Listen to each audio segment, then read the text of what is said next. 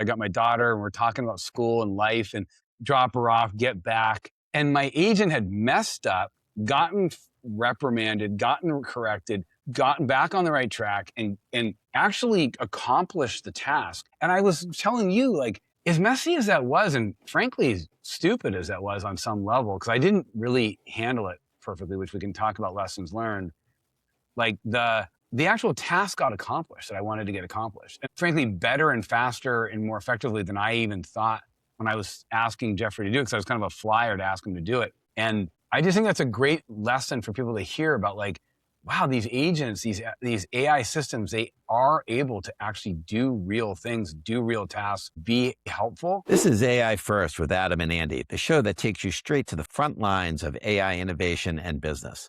I'm Andy Sack, and alongside my co-host, Adam Brotman. Each episode, we bring you candid conversations with business leaders transforming their businesses with AI. No fluff, just real talk, actionable use cases, and insights for you.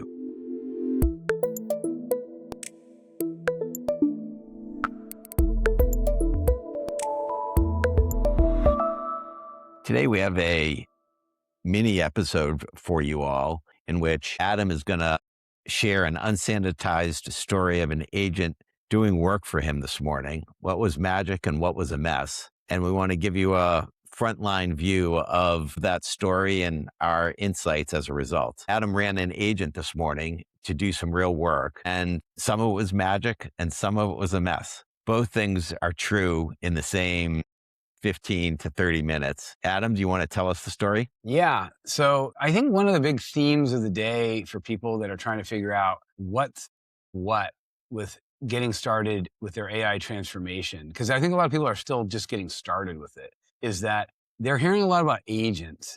And we've been talking a lot about, what is an agent, and is co-work an agent? We know OpenClaw is definitely an agent. What makes an agent, what's not? But one thing's for sure is when people hear more and more about agents, they hear about kind of the magic of, like, it could actually do work for you. It's not just a chat bot. It gets things done. We'll use words like, it's autonomous. It can just do things, whatever. But because it can just do things, it can make mistakes and can cause problems. And so I like how you phrased it, Andy. There's magic and there's mess. And I think people that want to lean into agents, I think they got to be prepared to understand that, a little bit of both magic and mess. So let me tell you that story. So this morning, I woke up with a bee in my bonnet, so to speak. I really wanted to get some information and actually get a hold of some people on an item that you and I had on our list. And we can talk more about it on another episode, but we're actually considering this idea around, running or buying a restaurant concept, and to kind of test out some of our agents that we're building faster than we normally could. And so we, as we're exploring that idea, I wanted to get a sense of some different businesses that were for sale and start gathering some information and some data. So I asked my OpenClaw agent, Jeff, to do some work for me. And I was like getting Addie ready for school, and I didn't have a lot of time, but it was on my mind. And so I thought, this is a great opportunity. I'm going to ask my agent to look up different businesses that are for sale, that fit the criteria we have in mind. I'm talking about small, single location restaurant and cafe concepts. And I asked Jeff to find these locations and then report back to me. So I'm, making peanut butter and jelly sandwiches and getting Addie ready for school. And Jeff responds back, I've already done a bunch of research and I found a great location for you on this one prominent street that fits your criteria in Los Angeles. Would you like me to reach out to the business broker? And I just, I'm on my phone, like you were explaining the other day. I'm on my phone going, yes, telegramming Jeff saying, yeah, please reach out to the business broker. Let them know you're my assistant. Be honest about who you are. And then let's go. Halfway to dropping Addie off at school, I get this message from my agent that says, I went ahead and emailed this, other concept for you. And told them all this information. And I'm reading it going like, no, I didn't want you to email that person. I wanted you to email this other person. And I didn't want you to say all the things you said. It wasn't like that bad of it. It wasn't that big of a deal. I went back and I was like, I dropped Addie off. I pulled over to the side and I'm like telling my agent, I wish you hadn't have done that. But in the meantime, now that you've proven that you can go look at this, do this research for me and reach out, I gave it instructions on how to do it better. Then on my way back from school, like it had done the better research. It actually had found some other options and was like, would you like me to reach out to these other people for you? And I won't screw up like I did the first time. And I'm like, yes, I want you to reach out to number 1 and number 5 on the list. And it does. And by the time I got back home, Jeff had already found like a couple of really viable opportunities for us to learn about and got a hold of the brokers for those locations and had copied me. And within 5 minutes of getting home, I was already on the phone with the broker for an interesting location and had made progress. And so like, I just thought that was and I told you the story, Andy, and you were like, let's talk to our audience about it because it was a great example of just the mess and the magic. Like, despite the fact that like it could have gone very badly. Like Jeff, my agent, emailed the wrong person, didn't say the right thing. Right there, that could have just been disastrous, right? And then secondly, like I had to sort of correct the agent. And I know you're working with an agent on another project, Andy, and you know exactly what I mean. I had to sort of correct the agent. I was like, funny that I could be frustrated. In the meantime, I sat back and I was like, this is interesting. From the time I left the house with an idea to the time I got back from drop off, I had accomplished What period? 45 minutes, 40 minutes round trip total. Like while I was talking to my daughter about her math quiz and a bunch of other stuff and dropping her off. And, you know, I'm not doing the work. Like I got my hands on the wheel looking forward. I got my daughter and we're talking about school and life and drop her off, get back. And my agent had messed up, gotten reprimanded, gotten corrected, gotten back on the right track and actually accomplished the task. And I was telling you, like, as messy as that was, and frankly, as stupid as that was on some level, because I didn't really handle it perfectly, which we can talk about lessons learned, like the actual task got accomplished that I wanted to get accomplished. And frankly, better and faster and more effectively than I even thought when I was asking Jeffrey to do it, because I was kind of a flyer to ask him to do it. And I just think that's a great lesson for people to hear about, like, wow, these agents, these AI systems, they are able to actually do real things, do real tasks, be helpful. And if you don't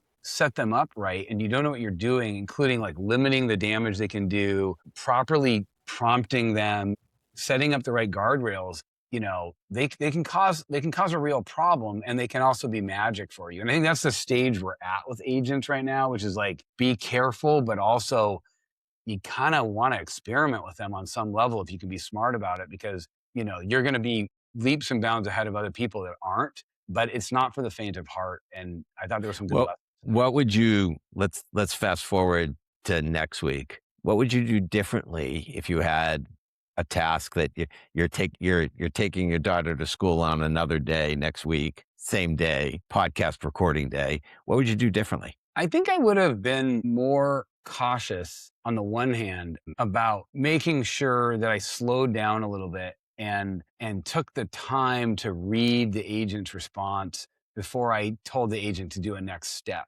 And that's, by the way, just like classic best practices. But I'm telling you, when you start working with these agents, whether it be a co-work kind of moment or all the way to an OpenClaw moment, they're so good at what they do and they work so fast that there's a temptation just to go, yes, I accept that. Yes, let's go. When in reality, like with everything with AI, you need to, at times, as the human in the loop, sometimes you need to slow down and be like, hold on, like you're an agent with like real capabilities. I got to be careful that you don't do the wrong thing. So I think the difference is I would have, even my second round this morning, I slowed down and said, hold on, I gave it better instructions and I gave it better guardrails. And I didn't just trust that because it was supposed to have those things in its memory, but memory on these systems are not perfect. And so I would have slowed down a little bit. And I think that's a lesson learned. It's worth, I think you mentioned this, but I'll just highlight this for our listeners, which is Jeffrey is an OpenClaw agent that you set up, I think, in February, and you've been working with and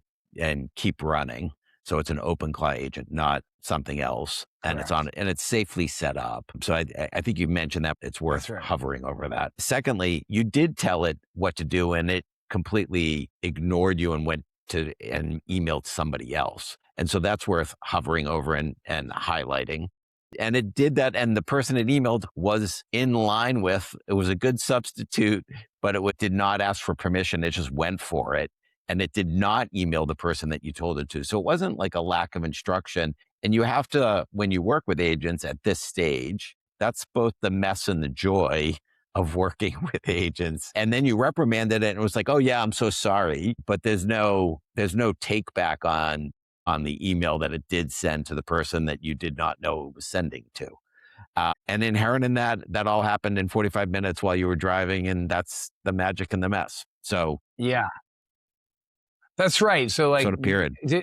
yeah, just to kind of hover for one more second over what you just said, because it's worth saying to the audience, is that we give advice all the time in our boot camps and to our clients and just in general when we talk about AI to say there's no better way to learn than to use these systems, whether it just be chatting with a chatbot or using something that's a little bit more agentic, like a Codex or a Cowork or an OpenClaw.